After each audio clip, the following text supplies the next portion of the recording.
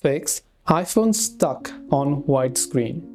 Now, if your iPhone is stuck on suddenly a blank white screen, what do you do in that case? Now, sometimes it could just be a software bug and a simple restart would help us solve the problem. So try to restart your iPhone by pressing the volume up and the power button and see if you can enable an option that says swipe to power off and then restart your iPhone. But if your iPhone is not responding to the commands over there, then one thing that we can try to do is we can force restart it. Now, depending upon your iPhone model, force restarting an iPhone may be different for different models, right?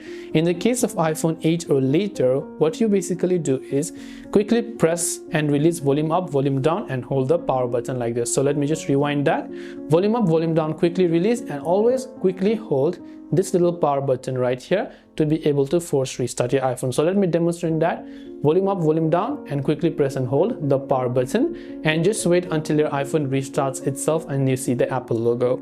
Now, if you're not being able to respond to your screen at all, then chances are that there might be a hardware damage and then you might have to take it to a nearby repair center to be able to get your display solved.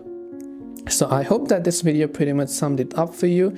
If you have any questions, feel free to leave them down below. Thanks for watching till the very end of this tutorial and see you soon in the next video.